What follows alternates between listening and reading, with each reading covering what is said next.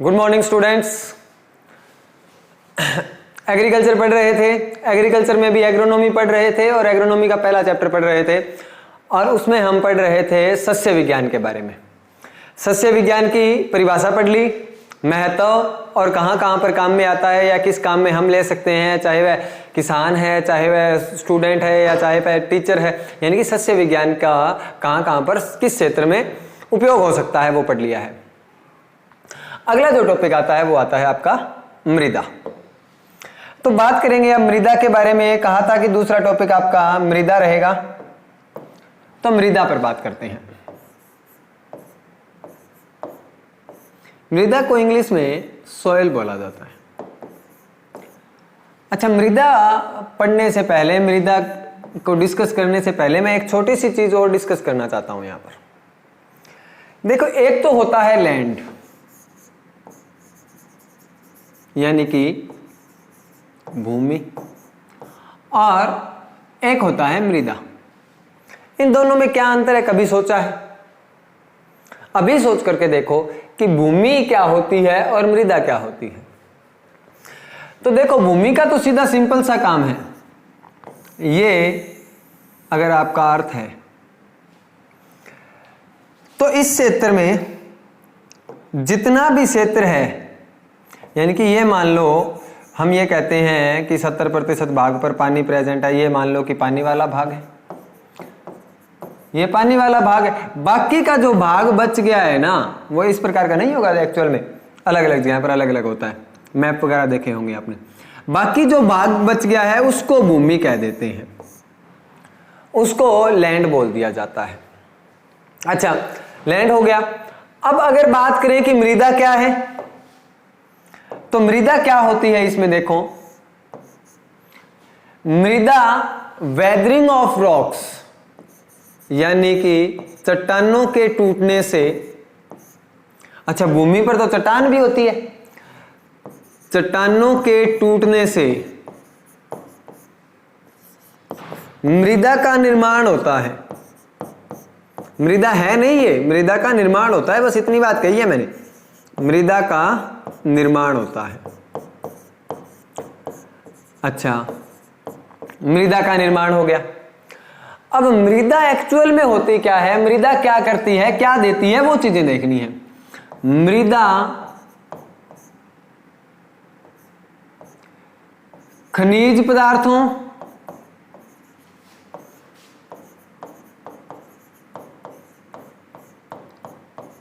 पोषक तत्व, जल, हवा, ऐसी चीजें आदि से मिलकर के, आदि से मिलकर मृदा बनती है, मिलकर मृदा बनती है। यह परिभाषा अभी तक खत्म नहीं हुई है। मृदा खनिज पदार्थ, पोषक तत्व, जल, मृदा जल, मृदा हवा, मृदा वायु बोल देते हैं, आदि से मिलकर बनती है। जो क्या काम करती है कि पौधे को आधार प्रदान करती है, पौधे के लिए जल प्रदान करती है, पौधे की जड़ों को रेस्पिरेशन यानी श्वसन क्रियाएं करने में हेल्पफुल होती है। मृदा पोषक तत्व प्रदान करती है, मृदा जल प्रदान करती है, मृदा की जड़ों को बांधे हुए रखती है। वो क्या है, मृदा है। हमें बार बार क्या पढ़ना है, पौधे पढ़ने हैं, तो वो पौधे पढ़ने हैं। तो हम देखते हैं, इतना समझ में आ गया। तो अब हम देखेंगे कि मृदा के फंक्शंस क्या क्या हैं। एक्चुअल में आपके सिलेबस में ये ज्यादातर काम है वो सोयल वाला चैप्टर है, उसमें 11th क्लास में पढ़ चुके हो, लेकिन मैं वापस से रिपीट कर रहा हूं। फंक्शन, मृदा के कार्य क्या क्या हैं,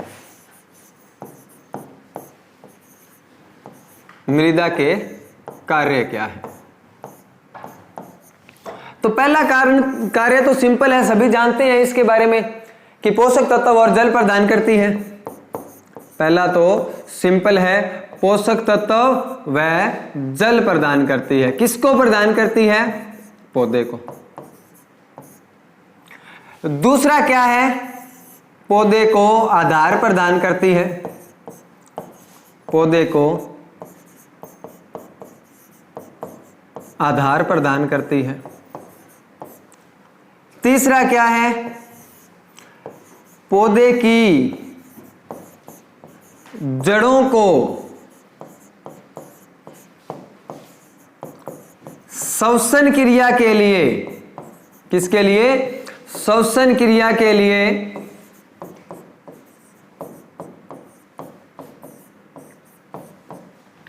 ऑक्सीजन प्रदान करती है।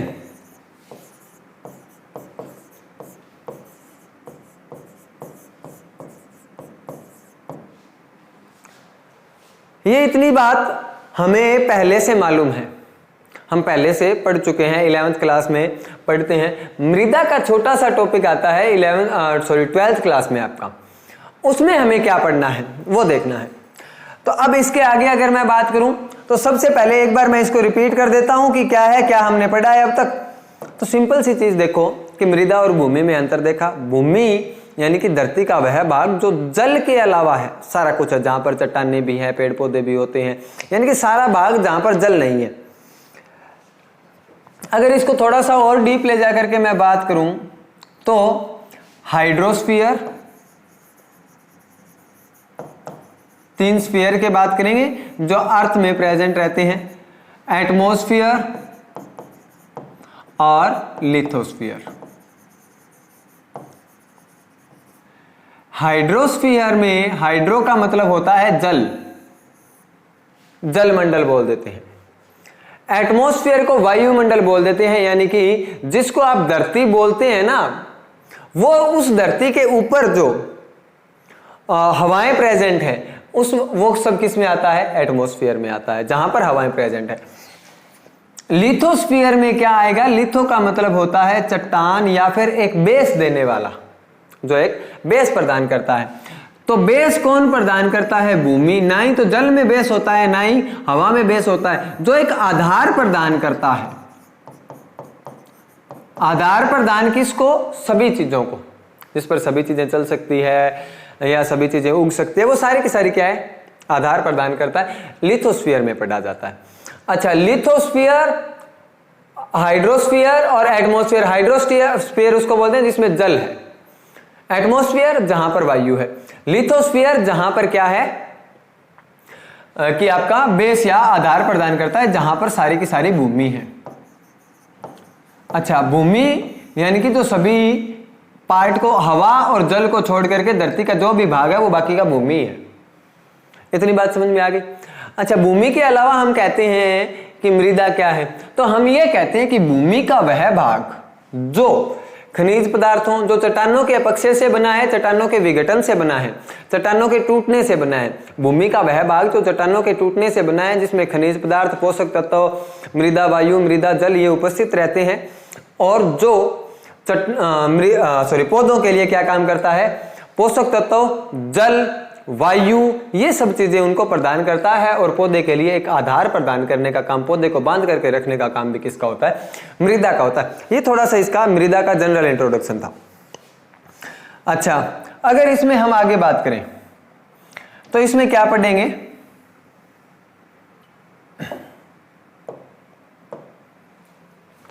आपके जो सिलेबस में आगे चीजें रहती हैं वो रहता है मृदा उर्वरता और मृदा उत्पादकता। जनरल बेसिक बात कर रहे हैं, अभी तक कोई टॉपिक स्टार्ट नहीं हुआ है आपका। दूसरा मृदा क्षरण, सॉयल इरोजन बोल दिया जाता है, और मृदा संरक्षण।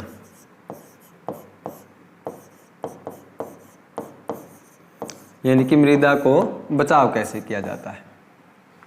अब एक एक करके इनका मैं इंट्रोडक्शन दे देता हूं पहले, फिर मृदा उर्वरता और उत्पादकता से पहला टॉपिक स्टार्ट करते हैं।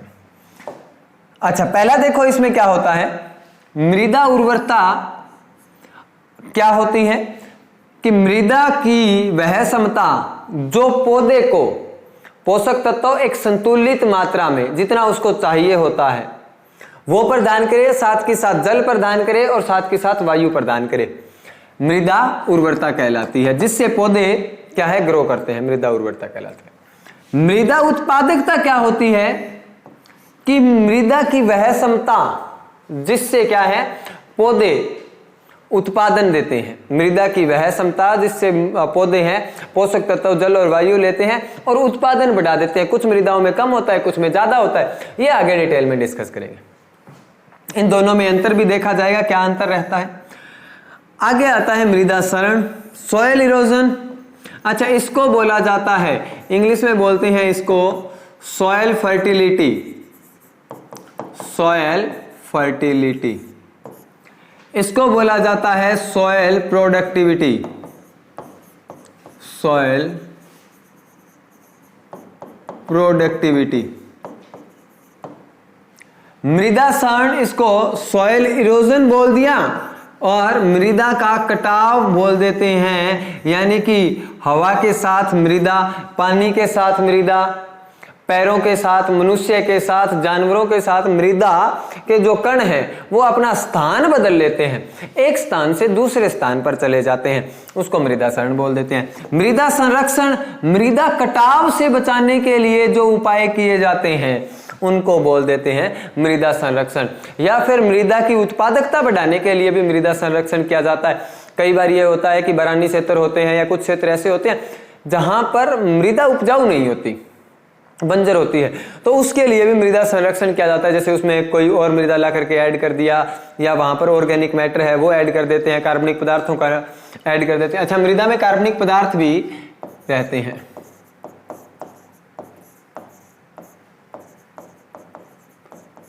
कार्बनिक पदार्थ भी प्रेजेंट रहते हैं, तो कुछ ना कुछ ऐड करके उस मृदा को उपजाऊ बना देना, ताकि वो पौधों को उगा सके, उसकी उर्वरता बढ़ा सके और उसका उत्पादन बढ़ाया जा सके।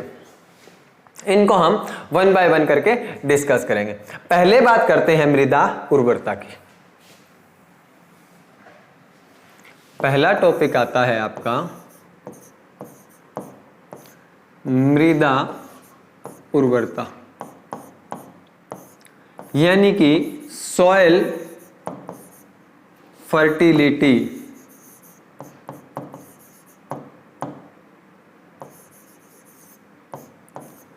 मृदा की उर्वरता कितनी है, इसको ऐसे समझना कि मृदा पौधों के लिए पोषक तत्व और जल देती है, हवा भी देती है। अगर पौधे को, ये एक पौधा मैं बना देता हूं आपके लिए, यहां पर कोई ये पौधा बना हुआ है और यहां पर उगा हुआ है, इसमें ये मृदा है आपकी। अच्छा, दूसरा पौधा हम बना देते हैं यहीं पर, ये दूसरा पौधा रहा और ये इसमें मृदा बन जाती है, सॉरी, ये इसमें मृदा बन गई। अब एक्चुअल में जब आप इस प्रोसेस को देखते हैं तब देखिए क्या होता है।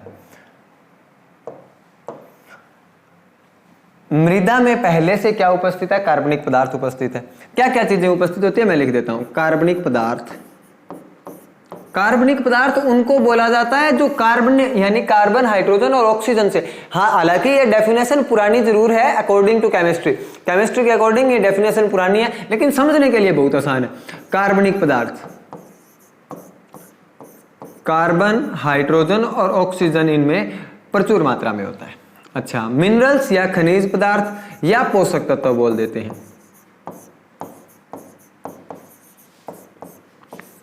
इसमें पौधे के लिए जो पोषक तत्व चाहिए होते हैं, जैसे nitrogen, phosphorus, potassium, calcium, magnesium, iron, ये सारी चीजें इसमें प्रेजेंट रहती है। उसके साथ मृदा वायु और मृदा जल उपस्थित रहता है। ठीक है, ये चारों चीजें ज्यादातर उपस्थित रहती हैं। कार्बनिक पदार्थ का काम क्या होता है कि मृदा में जो कार्बन, हाइड्रोजन और ऑक्सीजन होते हैं उनका अमाउंट बढ़ाना होता है। और यहाँ से एक बात समझ लेना कि 90% से ज़्यादा जो पौधा है ना, ये 95, ये पौधा बना हुआ है, ये 100% है, इसमें से 95% भाग किससे बना हुआ है? कार्बन, हाइड्रोजन और ऑक्सीजन से। लगभग सारे पौधों में 90% से ज़्यादा लिख देते हैं कि 90% से ज़्यादा भाग कार्बन, हाइड्रोजन और ऑक्सीजन से बना है। ठीक, अच्छी बात है। उसमें से कुछ भाग है खनिज पदार्थ का बना हुआ है, कुछ मृदा वायु चाहिए और जल चाहिए। पौधों की वृद्धि के लिए कार्बनिक पदार्थ और खनिज पदार्थों की जरूरत होती है, वायु और जल भी चाहिए होते हैं, अलग अलग प्रोसेसेस में, अलग अलग प्रक्रियाओं में काम में आते हैं।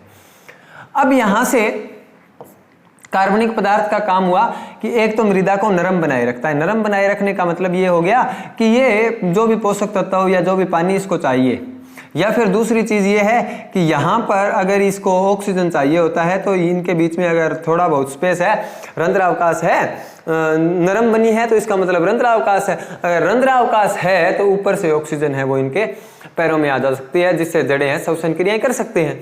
कार्बनिक पदार्थ का काम है। अच्छा, कार्बन, हाइड्रोजन, ऑक्सीजन से बने होते हैं। कार्बन, हाइड्रोजन और ऑक्सीजन से पौधा बना होता है तो ये प्रचुर मात्रा में इनको चाहिए होते हैं, ये आसानी से इनको उपलब्ध करा देता है।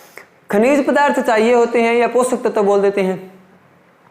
पौधे को पोषक तत्व कितने चाहिए होते हैं? आपने 11वीं क्लास में पढ़ा है कि 17 पोषक तत्व चाहिए होते हैं भाई। अगर 17 पोषक तत्व चाहिए तो वो 17 के 17 पोषक तत्व कहां से मिलेंगे? एक्चुअल में तो मिट्टी से मिलने चाहिए, लेकिन मिट्टी से नहीं मिल पाते तो हम मिट्टी में इसका छिड़काव करके मिट्टी को दे देते हैं और मिट्टी से पौधे ले लेते हैं। मृदा वायु की जरूरत किस लिए रहती है? कि जड़ें श्वसन क्रियाएं करती है, या जो लिविंग ऑर्गेनिज्म माइक्रो ऑर्गेनिज्म सूक्ष्म जीव होते हैं उनको जीवित रहने के लिए श्वसन क्रियाएं करनी है मृदा में। वो भी जो सूक्ष्म जीव है वो मृदा को भौतिक स्थिति को सुधारते हैं, या फिर यूं कह दें कि मृदा को जीवित रखने का काम एक्चुअल में वो करते हैं। अच्छा, मृदा जल तो यहीं से मिलेगा ना, जल तो यहीं से मिलेगा, जड़ों से ही मिलेगा, ऊपर से थोड़ी मिलता है जल। यहां पर जाइलम और फ्लोएम रहते हैं। जाइलम क्या काम करता है कि एक ट्यूब होती है जिसको जाइलम बोल देते हैं, पौधे के तने के और जड़ के बिल्कुल बीच में होती है। इस की सहायता से क्या है, पानी है वो कहाँ चला जाएगा?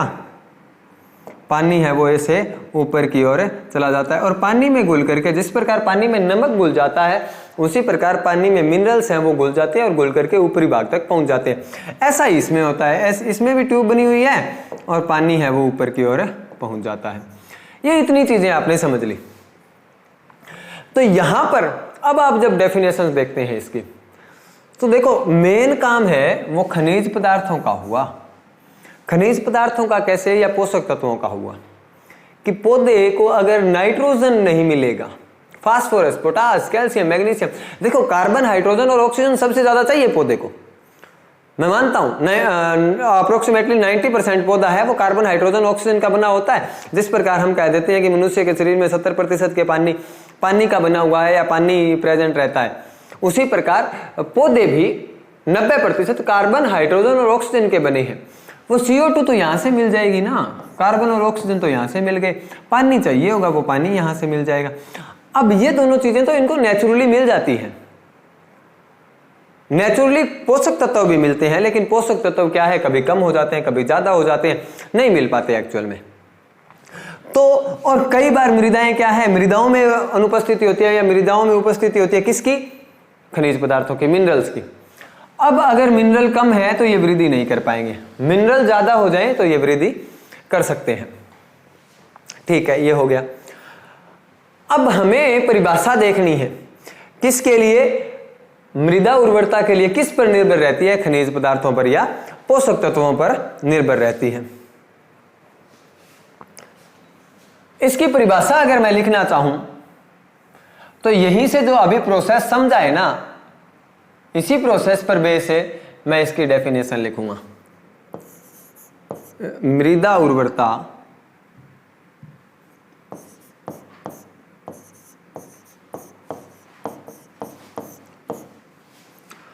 अनुकूल परिस्थितियों में,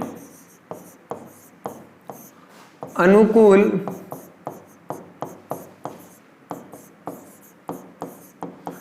परिस्थितियों में मृदा द्वारा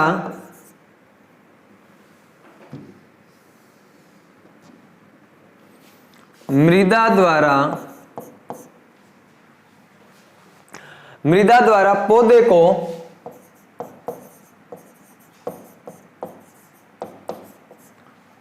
आवश्यक पोषक तत्वों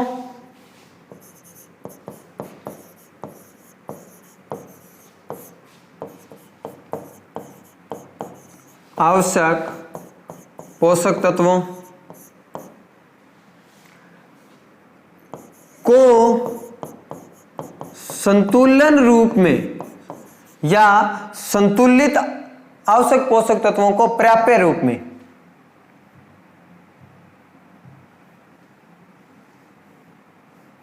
क्या लिखा है हमने अब तक? मृदा उर्वरता अनुकूल परिस्थितियों में मृदा द्वारा पौधे को आवश्यक पोषक तत्व उचित मात्रा में को आवश्यक पोषक तत्वों को पर्याप्य रूप और उचित मात्रा में प्रदान करना। उचित मात्रा में प्रदान करना क्या कहलाता है? मृदा उर्वरता। ये डेफिनेशन है और आप इसको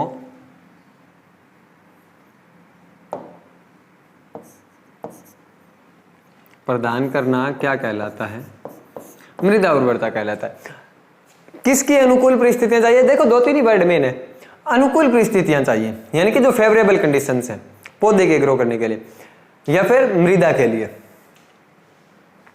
मृदा द्वारा पौधे को आवश्यक पोषक तत्वों को पर्याप्त और उचित मात्रा में प्रदान करना मृदा उर्वरता कहलाता है। यानी कि पौधे को कितने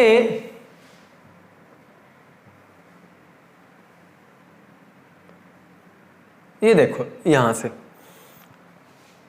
कि यहां से अब ये भी क्या काम करेगा?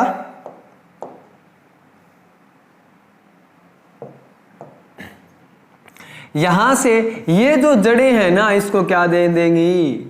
पोषक तत्व। सॉरी जो मृदा है वो इसको पोषक तत्व देगी। कब? या तो ज्यादा दे दिया तो भी नुकसान होगा, कम दे दिया तो भी नुकसान होगा।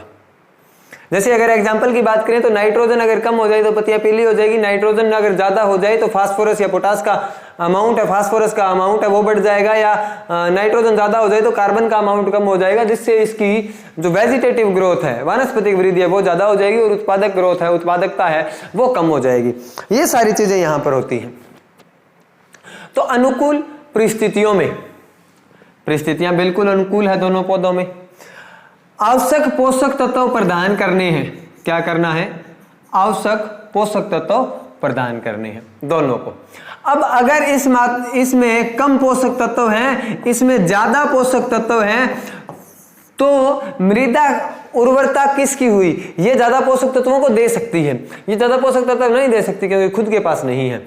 अगर इसके पास ज्यादा पोषक तत्व है ये ज्यादा दे सकती है। अच्छा कई बार ऐसा भी होता है कि ज्यादा हो लेकिन दे नहीं सकते, क्यों? क्योंकि मृदा कठोर हो जाती है, और भी रीजन रहते हैं। अच्छा ज्यादा पोषक तत्व है वो इसको दे दे, ये कम पोषक तत्व दे दे तो इसकी उर्वरता है वो कम होगी और इसकी उर्वरता है वो ज्यादा होगी। और अच्छी मात्रा में संतुलन के रूप में, ये नहीं कि बिल्कुल बहुत ही ज्यादा दे दिया, नहीं, संतुलित मात्रा में अच्छी प्रकार से अगर दे दे तो ये बहुत अच्छी चीज है। ये मृदा उर्वरता इसकी अच्छी चीज होती है। और मृदा उर्वरता अगर बढ़ जाती है तो मृदा उत्पादकता भी बढ़ जाती है। एक बार हम मृदा उत्पादकता को देखते हैं।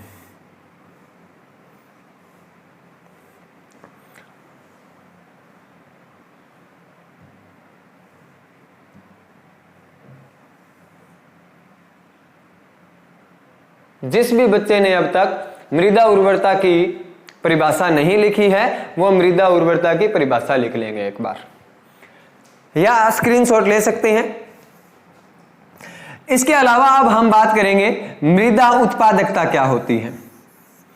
अच्छा ये जो सारा काम हम कर रहे हैं ना, जितना भी काम अब तक किया जा रहा है, हमने जितना भी मृदा के बारे में जानकारी ली है ये इसलिए ली है कि पौधे से जो उत्पादन है वो ज्यादा से ज्यादा मिल सके।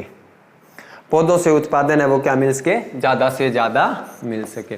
तो अब हम बात करते हैं मृदा उत्पादकता की। अच्छा इसके बाद में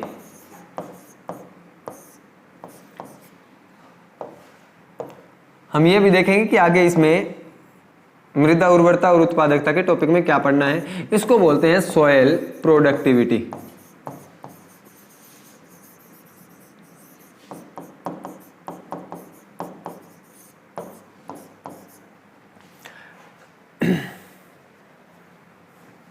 मृदा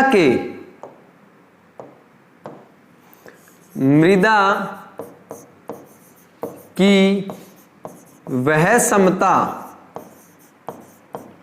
जो पौधे का उत्पादन बढ़ा देती है, पौधे का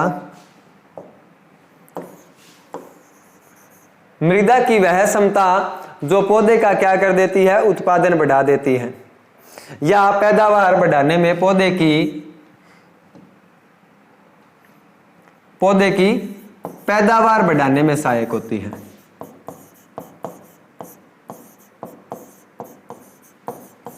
या उत्पादन बढ़ाने में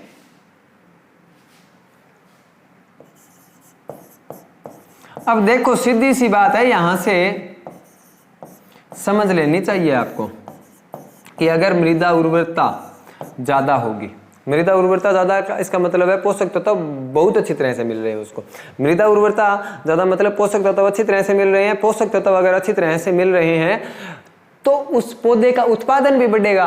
और मृदा की उसी क्षमता को तो मृदा उत्पादकता कहते हैं ना। मृदा की वह क्षमता जो पौधे की पैदावार बढ़ाने में सहायक होती है। उत्पादकता का मतलब होता है कि एक जगह से, एक एरिया से, एक क्षेत्र से क्या है कि एक पौधा है या इस प्रकार का कोई क्षेत्र है, यहां पर आपके पौधे लगे हुए हैं, ये रहे, ये पौधे क्या है, कितना उत्पादन देते हैं, ये किस पर निर्भर करता है, ये वातावरण पर भी निर्भर करता है, ये कीट और व्याधियों पर भी निर्भर करता है, ये मृदा की उर्वरता पर भी निर्भर करता है। बहुत सारे फैक्टर हैं, आगे बात करेंगे। लेकिन मृदा उर्वरता इसको प्रभावित करती है। अगर इसको अच्छे से पोषक तत्व मिल रहे हैं और पौधा अच्छी तरह से ग्रो करेगा, अगर अच्छे से पोषक तत्व मिले, पौधा अच्छे से ग्रो किया, अच्छा ग्रो करेगा, अच्छे विकसित होगा, तो मृदा उत्पादकता है, इसका उत्पादन भी ज्यादा होगा। और उसी क्षमता को तो मृदा उत्पादकता कहते हैं, यानी कि पौधे की वह क्षमता जो पैदावार या उत्पादन बढ़ाने में सहायक होती है। तो हम अब दो टॉपिक देख चुके हैं एक्चुअल में। कौन कौन से? मृदा उत्पादकता और मृदा उर्वरता। दूसरा टॉपिक था आपका मृदा उर्वरता।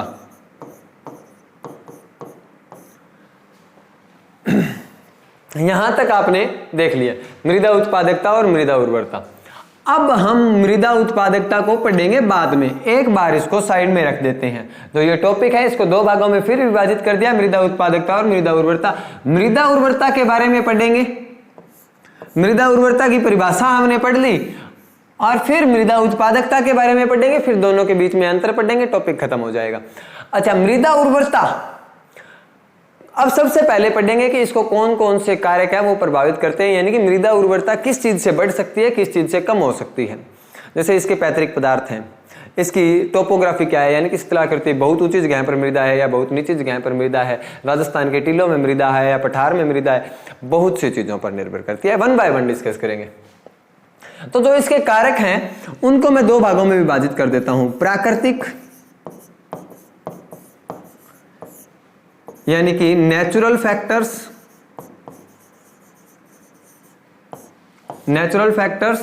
और कृत्रिम यानी कि आर्टिफिशियल।